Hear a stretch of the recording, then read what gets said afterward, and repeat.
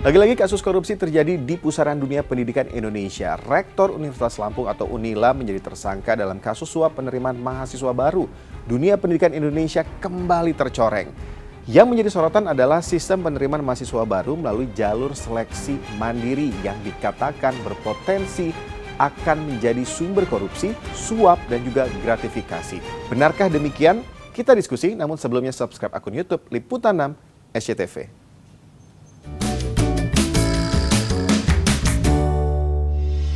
Selama proses di Manila berjalan, KRM diduga aktif untuk terlibat langsung dalam menentukan kelulusan para peserta Manila dengan memerintahkan HY selaku Wakil Rektor 1 Bidang Akademik dan Budi Sutomo selaku Kepala Biro Perencanaan dan Hubungan Masyarakat serta melibatkan MB selaku Ketua Senat untuk turut serta menyeleksi secara personal terkait kesanggupan orang tua mahasiswa yang apabila ingin dinyatakan lulus maka dapat dibantu dengan persyaratan menyerahkan sejumlah uang selain uang resmi yang dibayarkan sesuai mekanisme yang ditentukan oleh pihak universitas.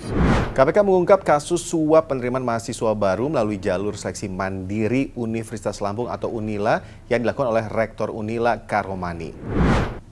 Total ada 4 tersangka, Rektor Unila, Wakil Rektor 1 Bidang Akademik, Ketua Senat, dan 1 lagi dari pihak keluarga mahasiswa sebagai pemberi suap. Lalu, apa komentar sang rektor usai ditetapkan sebagai tersangka dan ditahan oleh KPK? Mohon maaflah pada masyarakat pendidikan Indonesia dan untuk selanjutnya kita lihat di persidangan nanti ya. Dari pemeriksaan KPK, ternyata Karomani sebagai rektor memiliki wewenang untuk menentukan kelulusan calon mahasiswa baru melalui jalur mandiri. Untuk itu, Karomani mematok tarif 100 juta hingga 350 juta rupiah kepada orang tua yang ingin anaknya lulus seleksi. KPK memperkirakan jumlah keseluruhan uang suap yang diterima Karomani mencapai sedikitnya 5 miliar rupiah. Informasi terakhir, Kemendikbudristek mencopot jabatan Karomani selaku Rektor Universitas Lampung.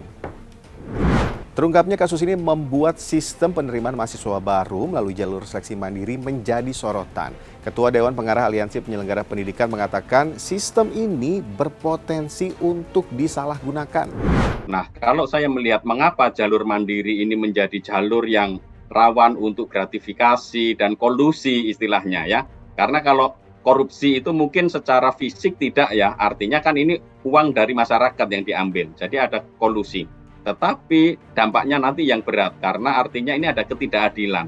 Anak-anak yang seharusnya masuk di universitas yang berkompeten dan berpengetahuan baik, tetapi tidak bisa masuk karena dia tidak bisa membayar uang sogokan atau uang gratifikasi kepada para pejabat yang mengelola seleksi penerimaan mahasiswa baru. Biasanya ini sudah rahasia umum diketahui orang bahwa jalur mandiri itu berdampak pada tingginya biaya perkuliahan untuk calon mahasiswa tersebut. Karena itu biasanya jalur mandiri itu yang ditanyakan adalah berapa biaya gaji orang tua, lalu kemudian berapa orang tua sanggup untuk membayar. Dan kalau seperti ini maka akhirnya mereka yang bayarnya sedikit kan pasti tersingkir. Kalau ada yang bayar 100 juta, 200 juta, yang 1 miliar, pasti yang diambil 1 miliar. Karena uang ini masuk ke kampus. Dan pengelolaannya itu tergantung dari rektor dan timnya, bagaimana mengelolanya. Lalu bagaimana dengan sikap pemerintah terkait kasus ini? PLT Dirjen Pendidikan Tinggi Riset dan Teknologi Kemendikbudristek Nizam menilai operasi tangkap tangan OTT terhadap Rektor Universitas Lampung Karomani oleh KPK terjadi bukan karena kesalahan sistem penerimaan mahasiswa baru. Dirinya menilai penyimpangan dalam penerimaan mahasiswa baru terjadi karena kesalahan oknum.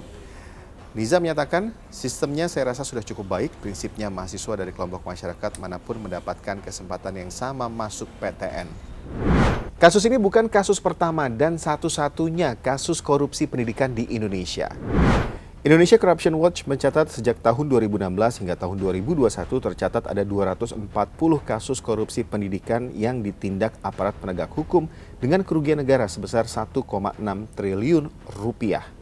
Ternyata tidak sedikit kasus korupsi, suap, gratifikasi di pusaran dunia pendidikan Indonesia.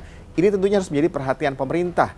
Jangan sampai ini mengancam kualitas pendidikan di Indonesia. Bagaimana menurut kamu? Kita lanjut diskusinya di kolom komentar. Saya Reza, makasih udah diskusi.